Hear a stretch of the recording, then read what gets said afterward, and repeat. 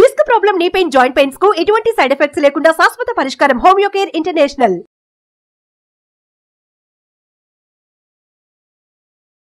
నమస్కారం అండి. డాక్టర్ శ్రీ ఆచార్య అనంతకృష్ణ స్వామి గారు. నమస్కారం. డబ్బులు ఎప్పుడైతే మనం కావాలి అనుకుంటూ ఉంటామో కోరికని తీవ్రతరం చేయండి, యూనివర్స్కి కనెక్ట్ చేయండి అన్న మాట అందులో చాలా అర్థం ఉంది సార్. బట్ చాలామంది అడిగేది ఏంటంటే ఈ నెగిటివ్ థాట్స్, నెగిటివ్ ఆరా అని మాట్లాడుతూ ఉంటుంటారు. అండ్ మాకు సాధ్యం కాదని ఆగిపోతూ ఉంటుంటాం. పనులు, బిజినెస్లో కూడా ఇన్వెస్ట్మెంట్ పెట్టి లాస్ అయ్యే వాళ్ళు కూడా మనం చూస్తూ ఉంటుంటాం. వాళ్ళకి సంబంధించి మనీ మంత్ర ఏం చెప్తుంది, ఏ విధంగా చూడాల్సిన అవసరం ఉంది అంటారు? ఇప్పుడు ఇందాక అన్నారు నెగిటివ్ ఆరా అని, నెగిటివ్ ఆలోచన అని. అదంతా ఎలా తయారవుతుందంటే మనకి కర్మ సిద్ధాంతం ప్రకారం ఈ కర్మలు ఎక్కడ ఉంటాయి అని అడిగినప్పుడు చాలామంది చెప్పలేరు.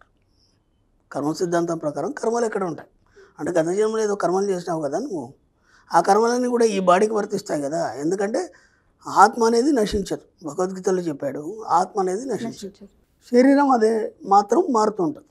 అవునా కదా? ఇప్పుడు గత జన్మ కర్మలన్నీ ఆత్మరూపంలో వచ్చి శరీరంలో చేరినప్పుడు ఆ కర్మలు శరీరంలో ఎక్కడ ఉంటాయి? మనతోనే ఉంటాయి. మీతోనే ఎక్కడ ఉంటాయి? ఏ పార్ట్లో ఉంటాయి? ఆలోచనలలో ఉంటాయి సార్. కాదు. ఇక్కడ ఏం చెప్తారంటే బాగా తెలిసిన వాళ్ళు మీ యొక్క కర్మలు ఏవైతే ఉంటాయో మీ భ్రూమధ్యంలో ఉంటాయి అని అన్నారు.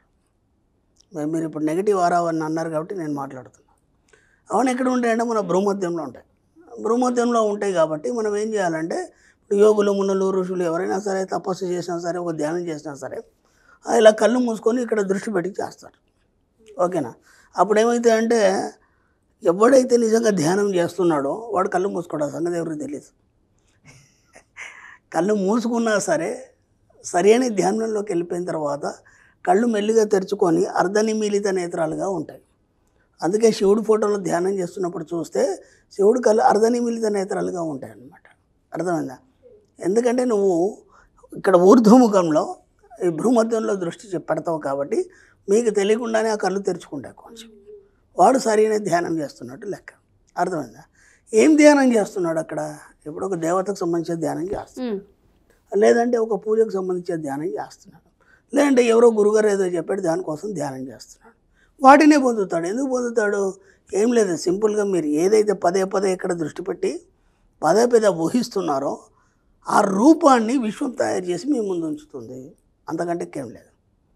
ఒక అమ్మవారు అనుకోండి, ఒక అయ్యవారు అనుకోండి, లేకపోతే ఇంకేదైనా దేవుడు అనుకోండి, లేదంటే ఒక వ్యక్తి అనుకోండి, ఏదైనా కావచ్చు.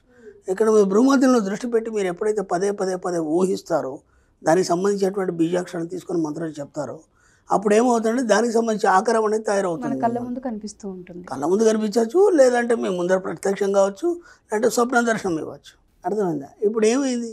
అక్కడ ఉన్న కర్మలు తొలగిపోయినాయా, అలాగే ఉన్నాయా? తొలగిపోయినట్టే సార్. తొలగిపోలేదు. అక్కడ నువ్వేం చేసుకున్నావంటే సింపుల్గా నీ యొక్క పైనల్ గ్లాండ్ అంటారు దాన్ని. ఈ భ్రూమధ్యంలో ఉన్నది ఏదైతుందో అది మెదడుకి సెంటర్లో సూటిగా, భ్రూమధ్యం సూటిగా దాన్ని పైనల్ గ్లాండ్ అంటారు. మన సబ్జెక్ట్ అంతా దాని మీద నడుస్తుంది. అది ఎన్ని గొప్ప పనులు చేస్తుంది, నీకేమేమి ఇస్తుంది. ఒకసారి గూగుల్కి వెళ్ళి what is the final gland, దాని పని ఏంటి, అది ఏం చేస్తుంది, అవన్నీ మీరు ఒకసారి సెర్చ్ చేయండి. నేను ఊరికే చెప్పడం కాదు, క్లాస్లో వినడం కాదు. మీరు కూడా దాన్ని సెర్చ్ చేసినప్పుడు దాని యొక్క అద్భుతాలు మీకు అర్థమవుతాయి. ఆ అద్భుతాలను మీరు ఆస్వాదించడానికి ముందు సిద్ధంగా ఉండండి. మీ జీవితంలో కూడా అద్భుతాలు జరుగుతాయి. దాన్ని పూర్తిగా మార్చేయండి. దాంట్లో ఉన్నటువంటి ప్రోగ్రామ్ ఏదైతుందో గత జన్మల నుంచి వచ్చిన ప్రోగ్రాము దాన్ని మార్చేయండి. దాన్నే కర్మలు తీసేయడం అంటాం. ఇక్కడ ఏం చేస్తున్నాడు వీడు కావాల్సిన దాన్ని పొందడానికి భ్రూమధ్యంలో దృష్టి పెట్టి వాళ్ళు పదే పదే చెప్పినప్పుడు పైనల్ గ్లాండ్ యాక్టివేట్, అది విశ్వం ద్వారా వీడికి కావాల్సిన కోరికలను తీరుస్తుంది. సింపుల్. అది ఆయన భక్తి రూపంలో చూశాడు, లేదంటే ఇంకేదో రూపంలో చూశాడు, ధ్యాన రూపంలో చూశాడు. మనం ఏం చేస్తామంటే సింపుల్గా అక్కడ గత జన్మలోంచి నువ్వు ఏనాడు కూడా డబ్బును కోరుకోలేదు. గత జన్మలో నువ్వు పేదవాడివి, లేదా నువ్వు అనుకున్నాయని ఏం అనుభవించాలో అవన్నీ అలా మిగిలిపోయినాయి. అవన్నీ ఈ జన్మకు వచ్చినాయి అన్నమాట. ఆత్మ కదా, దాన్నే ఆత్మ అంటాం మనం, దాన్నే పైనల్ గ్లాండ్ అంటాం, దాన్నే దివ్య దృష్టి అంటాం, దాన్నే మూడో కన్ను అంటాం. గత జన్మలో జ్ఞాపకాలన్నీ అది పట్టుకొని ఈ జన్మకు తీసుకొస్తుంది. ఈ జన్మ తీసుకొచ్చి శరీరాన్ని ఇచ్చింది. కాబట్టి గత జన్మ జ్ఞాపకాలతో నువ్వు జీవించాలి. కాబట్టి ఇప్పటివరకు నీ దగ్గరికి డబ్బు రాలేదు. ఎందుకంటే గత జన్మలు ఎప్పుడు కోరుకోలేదు కదా నువ్వు డబ్బుని, పోనీ ఎవరికి దానం చేయలేదు కదా కనీసం. కాబట్టి నీ దగ్గర డబ్బు ఎట్లా వస్తుంది? మళ్ళీ కష్టపడుతూనే మొదలెట్టాలి. అందుకే మనం ఏం చేసామంటే మన సబ్జెక్ట్లో ఇతరులకు దానం ఇవ్వాలి. ఎంత వీలైతే అంత మనం హెల్ప్ చేయాలి. మనం సేవ రూపంలో చెప్పుకున్నాం 10% తీయాలి, సేవ ఇవ్వాలి అని. నువ్వు ఇస్తే కదా గత జన్మలు నువ్వు ఏమన్నా జమ చేసుకుంటే ఈ జన్మలో నీకు వస్తుంది. గత జన్మలు ఎట్లాగ ఏం చేయలేదు కదా, అందుకని నువ్వు ఆర్థిక ఇబ్బందులు పడతావు. కనీసం ఇప్పుడన్నా సత్యం తెలిసింది కదా, ఇవ్వడం మొదలు పెట్టావు, నువ్వు ఎంత ఇస్తే అంత వస్తుంది. ఎందుకంటే అది రూల్, అది విశ్వం యొక్క రూల్, అది నువ్వు ఎంత ఇస్తే అంత వస్తుంది. ఇప్పుడు ఏం చేస్తాం మనం అంటే మన సబ్ కాన్షియస్ మైండ్లో ఏదైతే పైనల్ గ్లాండ్ ఉందో ఇదే భూమధ్యంలో దృష్టి పెట్టేసి మనం జస్ట్ ఏం చేస్తామంటే మనం మెడిటేషన్లో డబ్బు సంపద ఐశ్వర్యం అని చెప్తాం. డబ్బుకు సంబంధించి ఆలోచనని పదే పదే పదే చొప్పించడం వల్ల ఏమవుతుందంటే అక్కడ ఉన్నటువంటి గత జన్మలో జ్ఞాపకాలు నెగిటివ్స్ ఏవైతున్నాయో, నెగిటివ్ ఆరా అన్నారు కదా, అవన్నీ కూడా అక్కడి నుంచి తొలగిపోతాయి. తొలగిపోయి కేవలం పాజిటివ్ మైండ్, అలాగే పాజిటివ్ సంబంధించినటువంటి డబ్బు సంపద ఐశ్వర్యం అంటే పాజిటివ్ కదా, అవన్నీ అక్కడ నిండుతాయి. అలా నిండడం వల్ల ఏమవుతుంది, ఆ పైనల్ గ్లాండ్ దాన్ని స్వీకరించి మీ జీవితంలో డబ్బు సంపద ఐశ్వర్యం ఇవ్వడం జరుగుతుంది. ఇది టెక్నిక్, అంతే, అంతకంటే ఏం లేదు. ఇచ్చిన తర్వాత ఏమవుతుంది, ఆ తర్వాత ఇది అలాగే ఉంటుంది పైనల్ గ్లాండ్, వాటిని స్వీకరించి ఉంటుంది. ఇప్పుడు ఏమవుతుంది, మీ జీవితంలో కోరికలన్నీ తీర్చుకోవడం అనేది జరుగుతుంది మీకు తెలియకుండానే ఆటోమేటిక్గా. మీ జీవితంలో అన్ని కోరికలు తీరిపోయినాక ఇంకేముంటుంది మీకు, ఇంకా వేరే ఆలోచన ఉండదు కదా. ఇప్పుడు మీకు ఆకలేసింది, అన్నం కోసం అటు ఇటు పరిగెడతారు, అమ్మ ఆరా అన్నం పెట్టేస్తారు కడుపు నిండా, ఆ తర్వాత అన్నం గురించి ఆలోచిస్తారా, ఉంచారు. ఈ లేనివాడే లేని దానికోసం ఆలోచిస్తాడు. ఇప్పుడు మనకు డబ్బు లేదు, డబ్బు గురించి ఆలోచించాలి, దాన్ని ఎలా సంపాదించుకోవాలి. జస్ట్ నేను పైనల్ గ్లాండ్లో ప్రోగ్రామ్ని మార్చి మళ్ళీ ఇంకోటి కూడా చెప్తున్నాను, ఎవరో గురుగారు మిమ్మల్ని యాక్టివేట్ చేస్తాడు, వాడేదో చేస్తాడు వీడేదో చేస్తాడని చెప్పేసి అనవసరంగా డబ్బులు పెట్టి మోసపోకండి.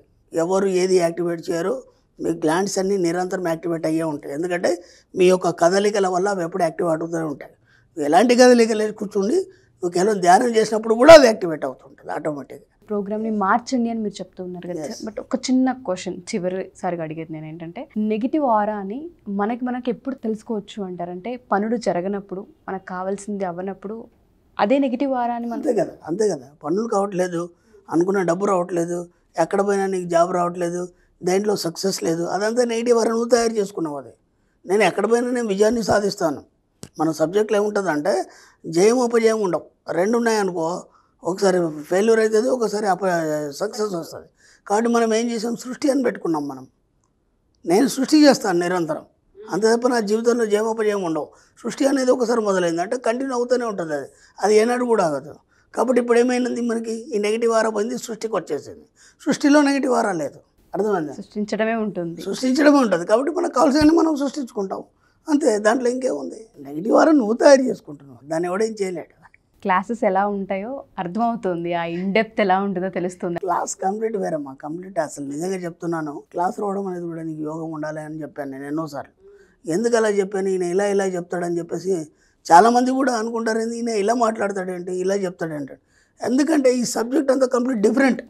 నేను మరీ చెప్తున్నాను, ఈ సబ్జెక్ట్ అంతా కంప్లీట్ డిఫరెంట్. మీరు ఇప్పటిదాకా ఎన్నో క్లాసులు విన్నారు, ఇలాంటి ఎన్నో ఇన్స్టిట్యూట్లో పోయారు, ఎందరో మంది గురువులను కలిశారు, వాళ్ళ యొక్క అనుభవాలు స్వీకరించారు. కానీ ఇక్కడ వచ్చేసరికి కంప్లీట్ డిఫరెంట్. మీరు ఇక్కడికి వచ్చిన తర్వాత అనుకుంటారు కదా, ఈ ప్రపంచం వేరు, ఈ ప్రపంచం వేరు. కానీ ఇది సత్యమైన ప్రపంచం, ఎందుకంటే మిమ్మల్ని సత్యం వైపు అడుగులు వేస్తున్నాను, అర్థమైందా. దీంట్లో ఎలాంటి అతిశయోక్తులు లేవు, ఎలాంటి మీకు మూఢనమ్మకాలు చాదస్తాలు లేవు, ఎక్కడ మీకు ఇంకా డబ్బు ఖర్చు పెట్టేయడం కానీ అదని ఇదని చెప్పడం లేదు. మిమ్మల్ని మీరు ఉన్నతులుగా చేసుకోవడం, మీలో ఉన్నటువంటి అనంతమైన శక్తిని మీరు రైట్ చేసుకోవాలి. అది ఎలా చేసుకోవాలి మీకు తెలియదు కాబట్టి దానికి ఒక సబ్జెక్ట్ వైజ్ ఒక సైన్స్ ఏం చెప్తుంది, ఒక ఆధ్యాత్మికం ఏం చెప్తుంది, మన వాళ్ళు ఏం చెప్పారు, ఇవన్నిటి జోడించి క్రోడీకరించి మనం ఈ సబ్జెక్ట్ని ఇవ్వడం జరుగుతుంది.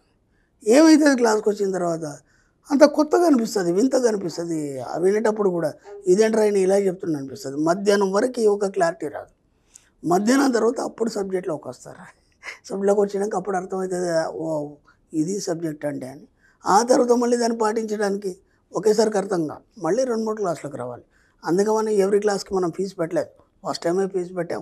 నెక్స్ట్ టైం వచ్చిన వాళ్ళు జస్ట్ మాకు అక్కడ ఉన్న బఫెట్కి కట్టుకుంటారు, వచ్చేస్తారు. ఎక్కడ ఉన్నారో వచ్చే క్లాస్. అప్పుడేమైతుంది, 4-5 క్లాసులకు వస్తే కానీ ఈ సబ్జెక్ట్ అర్థమవుతుంది. ఎందుకంటే మనం ఇప్పుడే వింటున్నాం కొత్తగా. మళ్ళీ దీంట్లో దేవుళ్ళు లేరు, పూజలు లేవు, ఎందుకంటే అవి చెప్తే ఈజీగా అర్థమైపోతుంది. అవి ఎప్పటి నుంచో మన సబ్కాన్షియస్ మైండ్ పట్టి ఉన్నాయి కదా, దీంట్లో ఏమీ లేవు. అసలు నువ్వే దేవుడు అంటే ఎలా నమ్ముతారు, నమ్మలేడు కదా. అక్కడ ప్రూఫ్ చేస్తాం మన శాస్త్రాలు ఏం చెప్పినాయి, పురాణాలు ఏం చెప్పినాయి, మన వాళ్ళు ఏం చెప్పారు, దాన్ని బట్టి నువ్వు దేవుడు ఎలా అవుతావు. ఇవన్నీ వింతగా కొత్తగా అనిపిస్తాయి. కానీ ఇది ఆధ్యాత్మికం కాదు, ఇది ఆధ్యాత్మిక చైతన్యం. మనం చేస్తుంది ఆధ్యాత్మిక చైతన్యం. నిన్ను నువ్వు తెలుసుకో, హాయిగా జీవించు. No words. నిజంగానే మీ క్లాసెస్కి జాయిన్ అవ్వాలంటే ఆ యోగ్యం అనేది ఉండాలనేది. యోగం ఉన్నాడు వస్తాడు, ఎందుకంటే అన్నీ అయిపోయింది, ఇక చివరిగా నేను మారాలనుకున్నాడే వస్తాడు. Thank you Guruji, thank you so much. Thank you.